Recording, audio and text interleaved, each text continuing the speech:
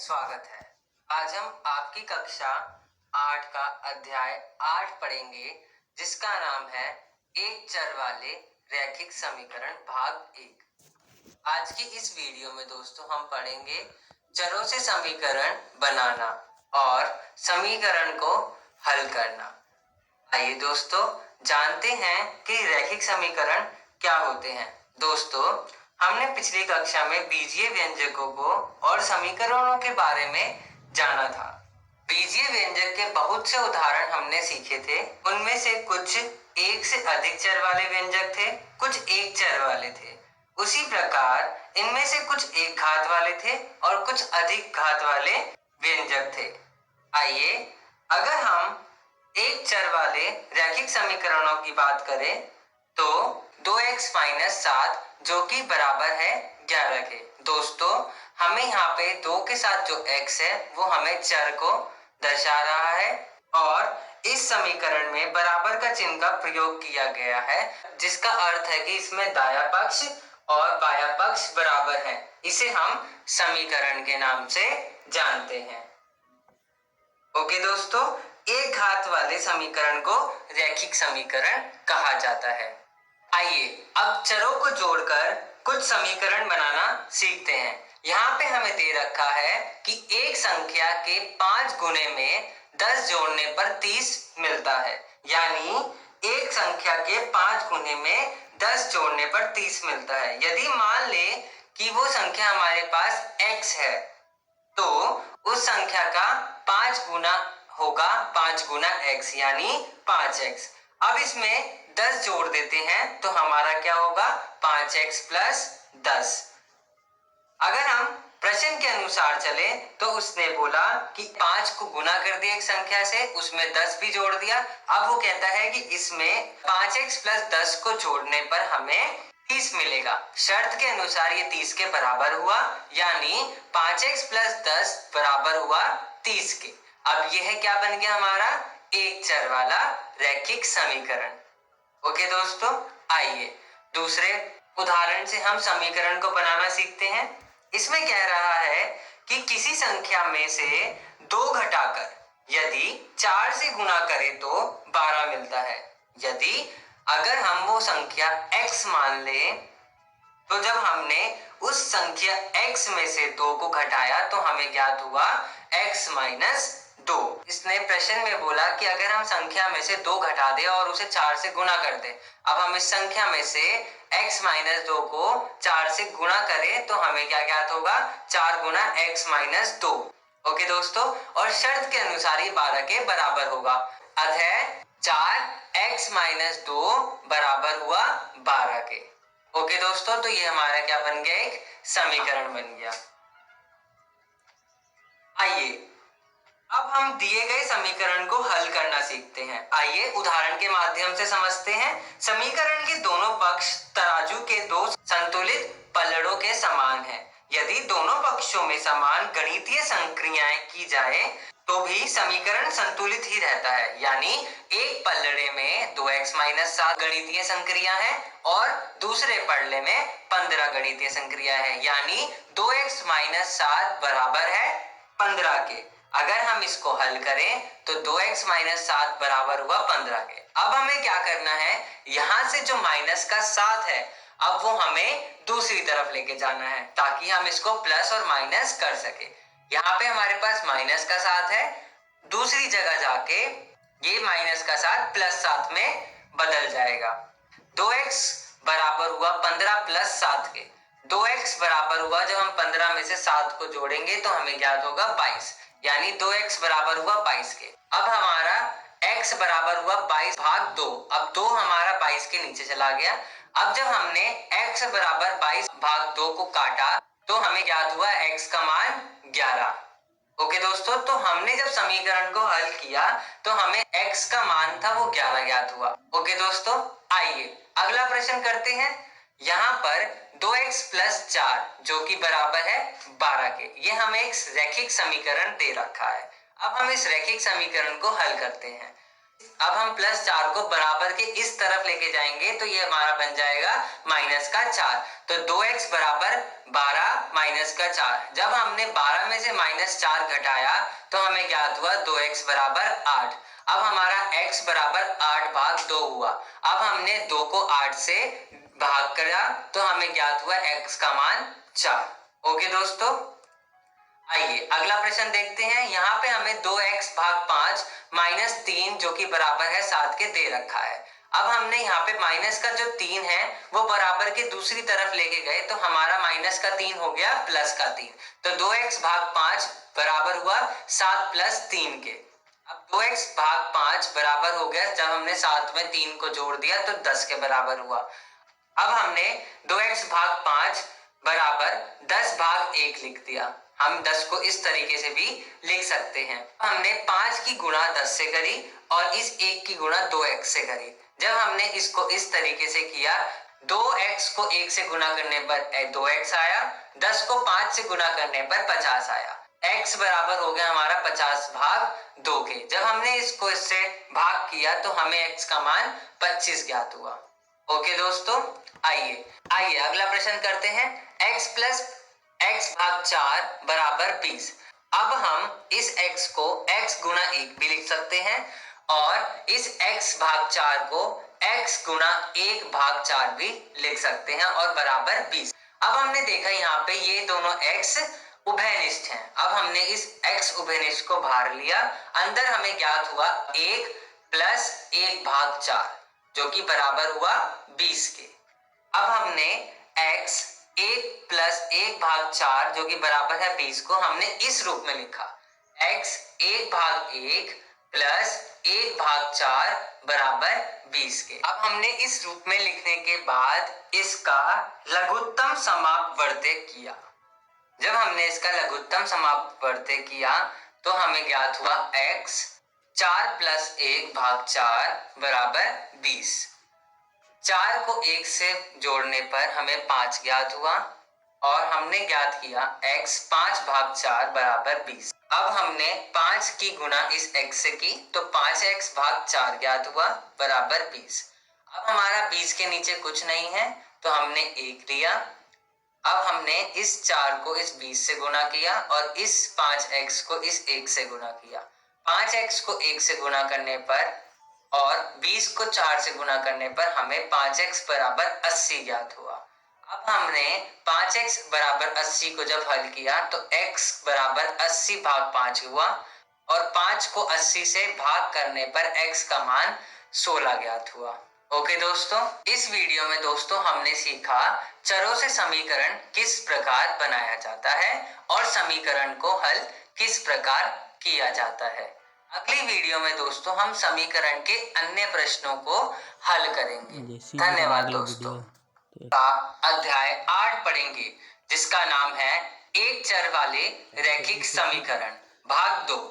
आज की इस वीडियो में दोस्तों हम पढ़ेंगे समीकरण के अन्य प्रश्न। दोस्तों जैसा कि हमने पिछली वीडियो में जाना था कि समीकरण क्या होते हैं, चर का वह मान जिससे दोनों पक्षों का मान बराबर हो वह समीकरण कहलाता है। ओके दोस्तों, आइए दोस्तों अब समीकरण के कुछ उदाहरण देखते हैं। दोस्तों आपको बताना है कि ये रैखिक समीकरण है या नहीं।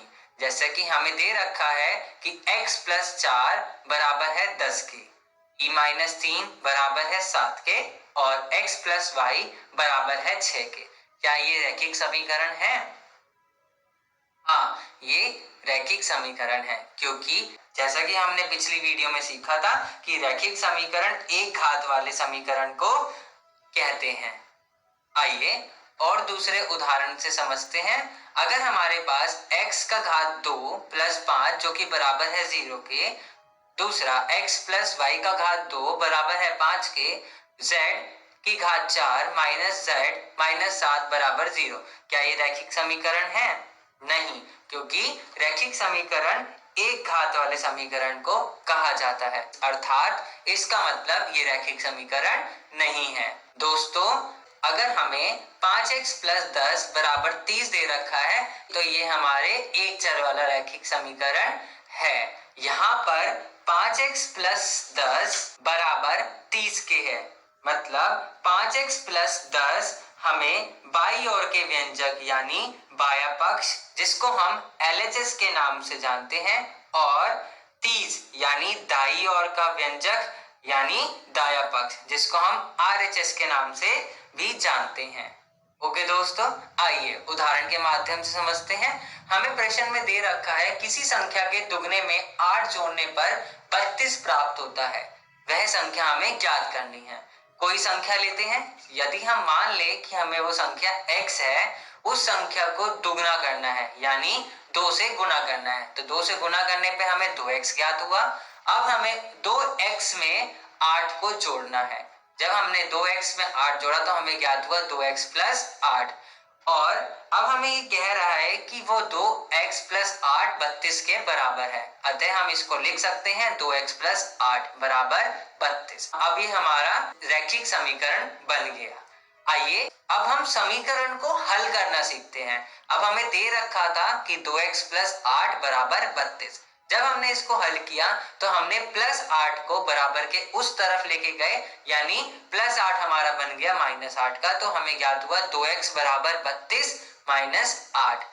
32 में से 8 को माइनस किया तो हमें 24 ज्ञात हुआ। मतलब 2x बराबर 24। x का मान बराबर हुआ 24 भाग 2। जब हमने 24 को 2 से भाग किया तो हमें x का मान ज्ञात हुआ 12। ओके दोस्तों, हमने समीकरण को पहले बनाया, फिर हमने उस समीकरण को हल किया और फिर हमने x का मान ज्ञात किया। आइए कुछ और प्रश्न को समझते हैं। यहाँ पे कह रहा है कि किसी संख्या के 1/3 में 5 भाग 2 घटाने पर 3 भाग 2 प्राप्त होता है, वह संख्या हमें ज्ञात करनी है। यदि अगर हम मान लें कि वो संख्या x है, मतलब संख्या का 1/3 हुआ हमारा x भाग 3 और उस x भाग 3 में से हमें 5 भाग 2 घटाना है। जब हमने x भाग 3 में से 5 भाग 2 घटाया तो हमें ज्ञात हुआ x भाग 3 माइनस 5 भाग 2। शर्त के अनुसार प्रश्न में दिया हुआ है कि ये 3/2 के बराबर होगा। मतलब x भाग 3 माइनस 5 भाग 2 बराबर हुआ हमारा 3 भाग 2 के। अब हमें इस समीकरण को हल करना है। अब हमने माइनस 5 भाग 2 को बराबर के उस तरफ लेके गए तो हमें हुआ ज्ञात x भाग 3 बराबर 3 भाग 2 और माइनस का 5 भाग 2 जब बराबर के उस तरफ गया तो ये बन गया प्लस 5 भाग 2 में लघुत्तम समापवर्त्य का प्रयोग किया। जब हमने इसको हल किया तो हमें ज्ञात हुआ x भाग 3 बराबर 3 प्लस 5 भाग 2 यानी हमें x भाग 3 बराबर हुआ 8 भाग 2 के। जब हमने 2 को 8 से भाग किया तो हमें ज्ञात हुआ x भाग 3 बराबर 4 के। अब हमारा 4 के नीचे कुछ नहीं है तो हम लेंगे x भाग 3 बराबर 4 भाग 1। अब हमने क्या किया, x भाग 3 जो कि 4 भाग 1 के बराबर था उसमें हमने 3 की गुणा 4 से की और x की गुणा 1 से की।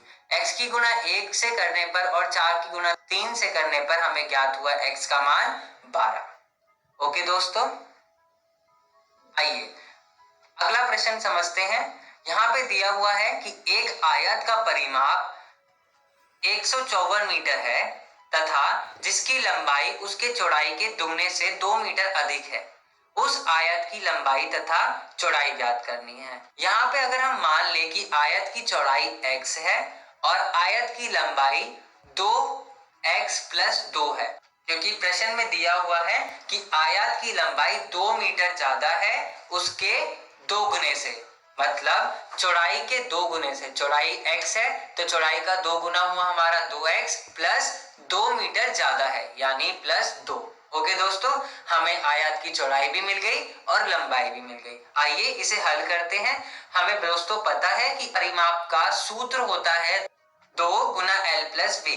जब हमने इस आयत के परिमाप के सूत्र के अंदर L का मान 2x प्लस 2 और B का मान यानी चौड़ाई का मान x रखा तो हमें ज्ञात हुआ 154 मीटर बराबर 2 2 गुना x प्लस 2 प्लस x। जब हमने 2 को इस 2 से गुना किया तो 4x आया, इस 2 को इस 2 से गुना किया तो 4 आया, और इस 2 को इस x से किया तो हमें 2x ज्ञात हुआ। जब हमने 154 मीटर बराबर 4x प्लस 4 प्लस 2x को हल किया तो हमने देखा यहाँ पे 4x है और यहाँ पे 2x है। इन दोनों के चर समान हैं तो हम इसको जोड़ भी सकते हैं और घटा भी सकते हैं, जैसा कि हमने पिछले अध्याय में किया हुआ है। 154 मीटर बराबर हुआ 6x प्लस 4 के।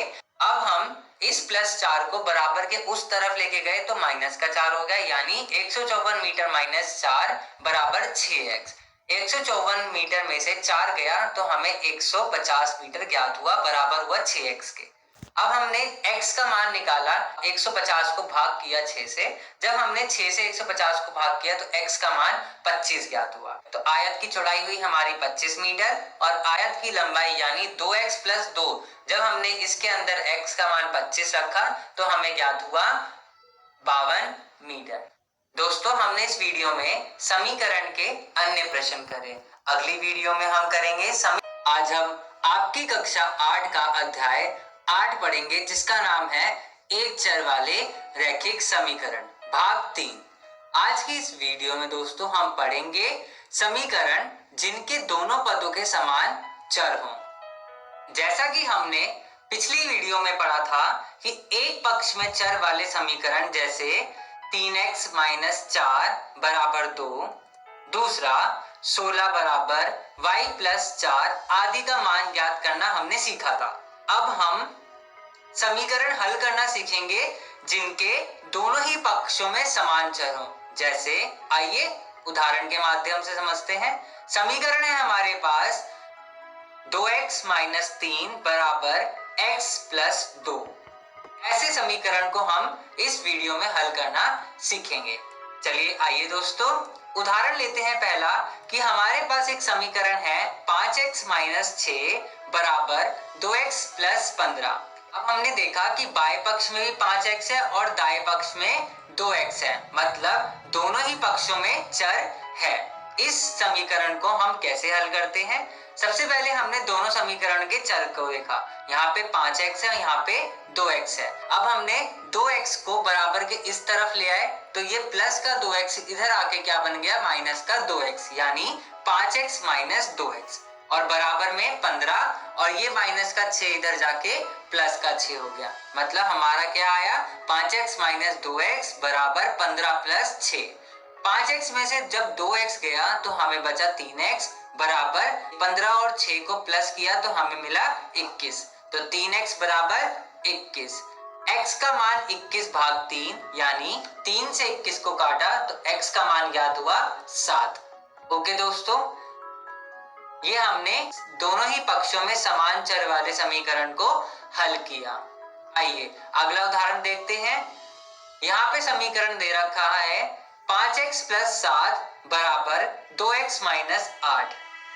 आइए इस समीकरण को हल करते हैं। 5x प्लस 7 बराबर 2x माइनस 8। इसमें भी हम सबसे पहले दोनों ही पक्षों के चरों को देखेंगे, यानी x को। अब हम प्लस 2x को बराबर के इस तरफ लेकर आए तो ये क्या बन गया, 5x माइनस 2x और बराबर में हमें क्या ज्ञात हुआ, माइनस का 8 और ये 7 उधर चला गया बराबर के उस, अब ये 7 बराबर के उस तरफ चला गया प्लस का, तो ये बन गया हमारा माइनस का 7 बराबर माइनस 8 माइनस 7। ओके दोस्तों, अब हमने करा 5x में से 2x गया तो हमें 3x ज्ञात हुआ और माइनस माइनस क्या होता है, प्लस। तो 8 और 7 को जब हमने प्लस किया तो हमें ज्ञात हुआ 15, लेकिन चिन्ह कौन सा लगेगा, माइनस का। x बराबर माइनस 15 भाग 3, तो हमें x का मान ज्ञात हुआ माइनस का 5। ओके दोस्तों, आइए अगला प्रश्न करते हैं। हमारे पास समीकरण दे रखा है 3x बराबर 2x प्लस 18। ओके दोस्तों, आइए समीकरण को हल करते हैं। 3x बराबर 2x प्लस 18 आसान सा समीकरण है। 3x बराबर 2x प्लस 18, 2x को इधर लेके जाएंगे हम लोग तो 3x माइनस 2x बराबर में 18। 3x में से जब 2x गया तो हमें बचा x, x का मान आ गया हमारा 18। ओके दोस्तों, आइए अगला प्रश्न देखते हैं। हमें समीकरण दे रखा है 7x प्लस 4 भाग 5 प्लस 1 बराबर x माइनस 8 भाग 10।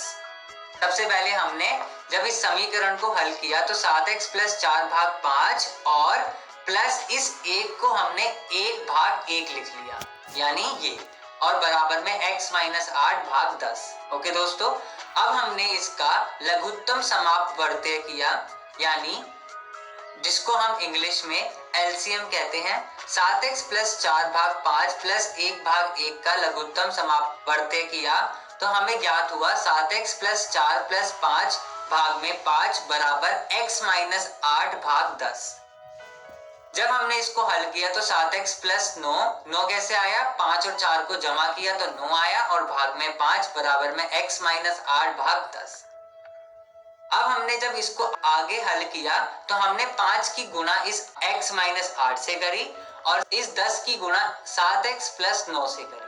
जब हमने 10 की गुणा 7x प्लस 9 से और 5 की गुणा x माइनस 8 से करी तो हमें ज्ञात हुआ 70x प्लस 90 और बराबर में 5x माइनस 40। अब हमने 70x और यहाँ पे 5x दोनों में चर समान है तो हमने 5x को बराबर के इस तरफ लेके गए, यानी 70x माइनस 5x हुआ और माइनस का 40 और ये प्लस का 90 इधर जाके माइनस का 90 हो गया। अब हमने इसको हल किया तो 65x आया और बराबर में माइनस का 130 आया। x का मान निकाला माइनस का 130 भाग 65, यानी x का मान हमारा आया माइनस का 2। ओके दोस्तों, आइए अगला समीकरण हल करते हैं। समीकरण दे रखा है हमें 2n माइनस 3 भाग 2 माइनस 3n माइनस 8 भाग 4 बराबर n प्लस 1 भाग 3। अब हमने इस समीकरण को हल किया तो सबसे पहले हमने इन दोनों का लघुत्तम समापवर्त्य किया, 2n माइनस 3 भाग 2 का और माइनस 3n माइनस 8 भाग 4 का। जब हमने इसको आगे हल किया तो हमारा आया 4 गुना 2n माइनस 3 माइनस 2 गुना 3n माइनस 8 भाग 8 बराबर n प्लस 1 भाग 3। 4 को 2n से गुना करने पर 8n आया और इस 4 की गुना माइनस 3 से करी तो माइनस 12 आया। माइनस 2 की गुणा 3n से करी तो माइनस 6n आया। माइनस 2 की गुणा माइनस 8 से करी तो हमारा प्लस 16 आया और भाग में 8 बराबर n प्लस 1 भाग 3। ओके दोस्तों, अब हमने इसको हल किया तो 8n माइनस 6n, 8n में से 6n गया तो हमें ज्ञात 2n प्लस माइनस 12 में से प्लस 16 गया तो हमें ज्ञात हुआ प्लस 4 भाग 8 बराबर n प्लस 1 भाग 3। जब हमने इसको हल किया 8 की गुणा n प्लस 1 से करी और 3 की गुणा 2n प्लस 4 से करी। 3 की गुणा 2n प्लस 4 और 8 की गुणा n प्लस 1 से करने पर हमें ज्ञात हुआ 6n प्लस 12 बराबर 8n प्लस 8। 6n और 8n यहाँ पे है तो दोनों के ही चर समान है। 8n को हम बराबर के इस तरफ लेकर आएंगे तो हमें ज्ञात होगा 6n माइनस का 8n बराबर 8 माइनस 12। तो हमें ज्ञात हुआ माइनस का 2n बराबर माइनस का 4। यहाँ पे हमारा माइनस से माइनस कट गया और हमें n का मान आया 4 भाग 2। जब हमने 4 को 2 से भाग किया तो हमें ज्ञात हुआ n का मान 2। ओके दोस्तों, आइए अगला प्रश्न करते हैं। यहाँ पर दे रखा है 5 गुना y माइनस 3 बराबर 3 गुना 2y प्लस 1। 5 को y से गुना करने पर 5y और 5 को माइनस 3 से गुना करने पर माइनस 15 बराबर 3 को 2y से गुना करने पर 6y प्लस 3 को 1 से गुना करने पर 3। अब हमने देखा यहाँ पे 5y और 6y के दोनों का ही चर समान है तो हम 6y को बराबर के इस तरफ लेकर आएंगे तो माइनस का 6y हो गया बराबर 3 माइनस का 15 जब इस तरफ आया तो प्लस का 15 हो गया। अब हम देखेंगे 5y में से माइनस का 6y जाएगा तो हमें क्या ज्ञात होगा, माइनस का y और 15 और 3 को जमा करने पर हमें ज्ञात हुआ 18। तो माइनस का y बराबर हुआ 18 के, अर्थात इसका मतलब y का मान हुआ माइनस 18। ओके दोस्तों, आइए अगला प्रश्न देखते हैं। इस समीकरण में दे रखा है 0.25 गुना 4y माइनस 3 बराबर 0.02 गुना 10y माइनस 9। जब हमने 0.25 की गुणा 4y से की और 0.25 की गुणा 3 से की और 0.02 की गुणा 10y से और 0.02 की गुणा 9 से करी तो हमें ज्ञात हुआ 1y माइनस 0.75 बराबर 0.2y माइनस 0.18। ओके दोस्तों, अब हमने देखा दोनों ही पक्षों में y चर समान है, अर्थात हमने 0.2y को बराबर के इस तरफ लेके गए तो ये हमारा बन गया 1y माइनस 0.2y बराबर माइनस 0.18 प्लस 0.75। जब हमने इसको हल किया 0.8y बराबर हुआ 0.57 के। y का जब हमने मान निकाला तो 0.57 भाग 0.8 यानी y का मान आया 57 भाग 80। ओके दोस्तों, आज की इस वीडियो में दोस्तों हमने सीखा समीकरण जिनके दोनों पदों में समान चर हो। आपका इस वीडियो में स्वागत है। आज हम आपकी कक्षा 8 का अध्याय 8 पढ़ेंगे जिसका नाम है एक चर वाले रैखिक समीकरण भाग 4। दोस्तों, आज हम इस वीडियो में पढ़ेंगे समीकरण जिनके दोनों पदों में समान चर हो, उनके अतिरिक्त प्रश्न। ओके दोस्तों, जैसा कि हमने पिछली वीडियो में पढ़ा था समीकरण जिनके दोनों पदों में समान चर हो, हमारे पास समीकरण है जैसे 2x माइनस 3 बराबर x प्लस 2। अब हमने पिछली वीडियो में इस समीकरण को हल करना सीखा था, जैसे जब हमने 5x माइनस 6 बराबर 2x प्लस 15 एक समीकरण लिया। जब हमने समीकरण को हल करना होता था तो हम देखते थे कि यहाँ पे 5x है, यहाँ पे 2x है, तब हम 2x को बराबर के इस तरफ ले आते थे और चिन्ह को बदल देते थे। इसी प्रकार 15 ये माइनस का 6 बराबर के इस तरफ जाके 6 में बदल जाता है और यहाँ पे बचा 3x जो कि बराबर हुआ 21 के और x बराबर हुआ 21 भाग 3 के, यानी x का मान आया 7।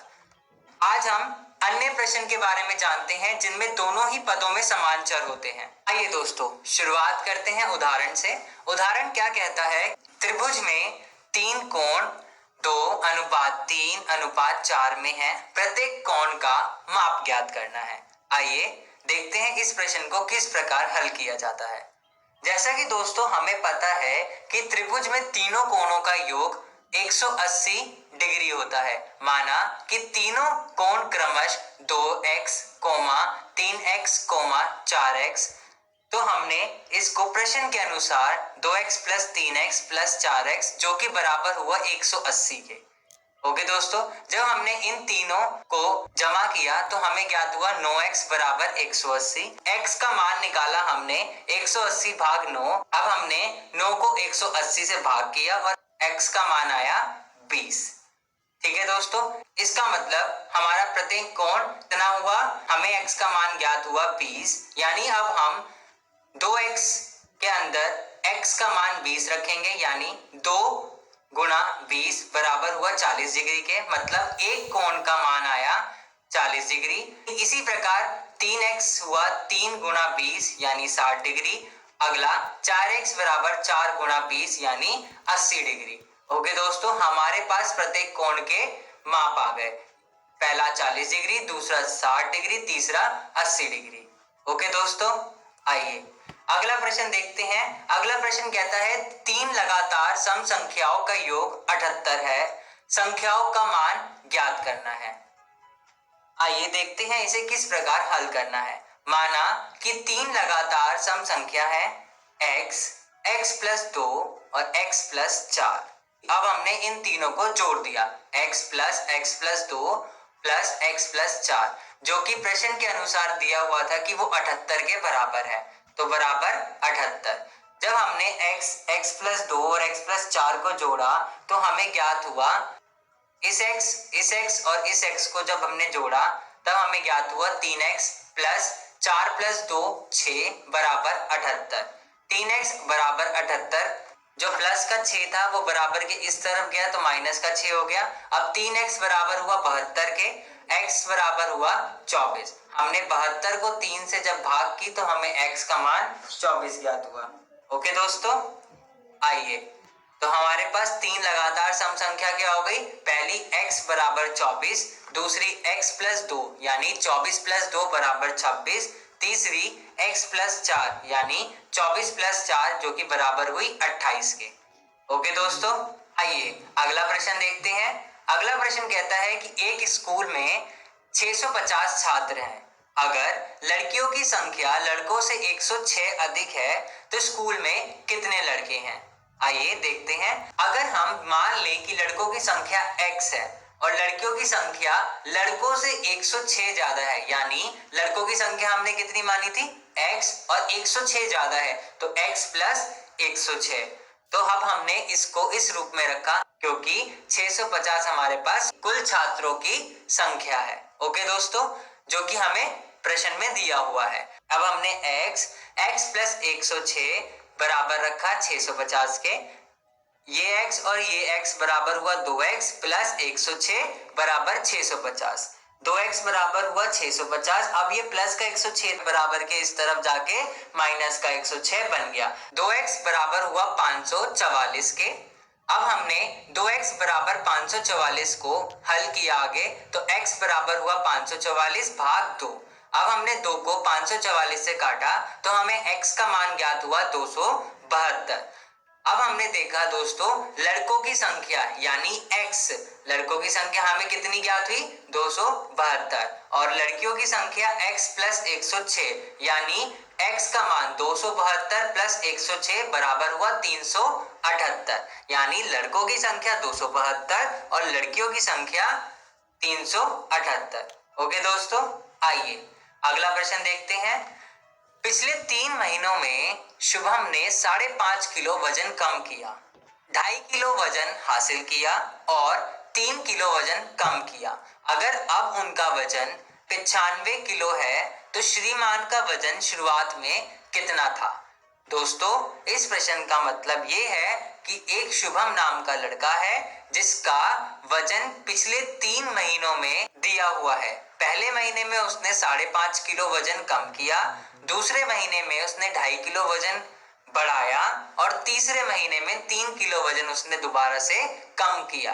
अब उसका वजन 95 किलो है तो हमें श्रीमान का वजन शुरुआत में कितना था वो ज्ञात करना है। आइए देखते हैं इसको किस प्रकार हल करना है। दोस्तों अगर हम मान लें कि शुरुआत में शुभम का वजन x था, दोस्तों अगर हम प्रश्न के अनुसार चलें तो हमने शुभम का वजन शुरुआत में x माना था। अब उस शुरुआत में हमने जब शुभम का वजन x माना तो उसने पहले महीने में 5.5 किलो वजन कम किया, यानी x में से उसने 5.5 किलो वजन कम किया। फिर दूसरे महीने में उसने 2.5 किलो वजन यानी 2.5 उसने वजन हासिल किया। उसके बाद तीसरे महीने में उसने 3 किलो वजन कम किया। ओके दोस्तों, जो कि अंत में ज्ञात हुआ कि उसका वजन 95 है। अब हमें x यानी शुरुआत में वजन निकालना है। जब हमने दोस्तों इसको आगे हल किया तो x बराबर 95 जो माइनस का 5.5 था वो बराबर के इस तरफ जाके प्लस का 5.5 बन गया और ये 2.5 प्लस का था बराबर के इस तरफ जाके माइनस का 2.5 बन गया। तो हमें ज्ञात हुआ x बराबर 95 प्लस 5.5 प्लस 3 माइनस 2.5। ओके दोस्तों, अब हमने जब इसको आगे हल किया तो x बराबर हुआ 95 प्लस 6। अब हमने 95 प्लस 6 को जब जोड़ा तो x का मान ज्ञात हुआ 101, यानी प्रश्न के अनुसार जब हमने शुभम की शुरुआत का वजन रखा x तो हमें x का मान ज्ञात हुआ 101 किलो।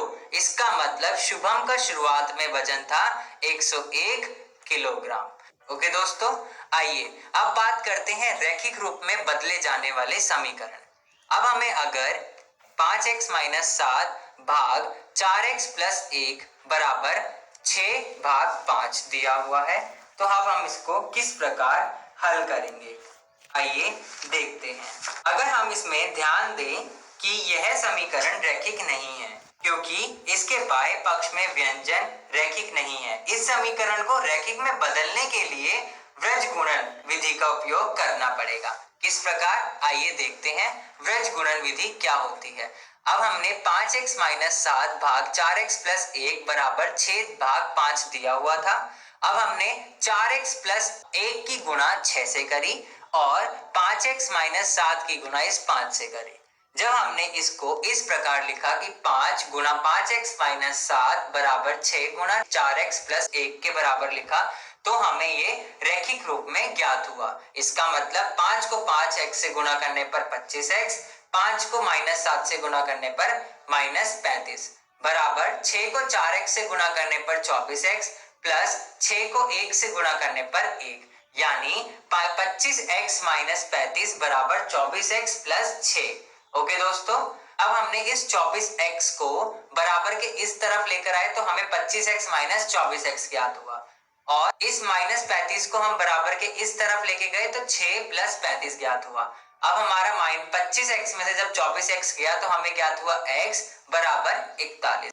इसका मतलब हमें x का मान ज्ञात हुआ 41। ओके दोस्तों, आइए अगला प्रश्न देखते हैं। किसी भिन्न का अंश हर से 5 अधिक है, यदि अंश में 1 जोड़ दिया जाए तो हमें 3/2 प्राप्त होता है, तो भिन्न ज्ञात करना है हमें। आइए देखते हैं किस प्रकार हल करते हैं इस प्रकार के प्रश्नों को।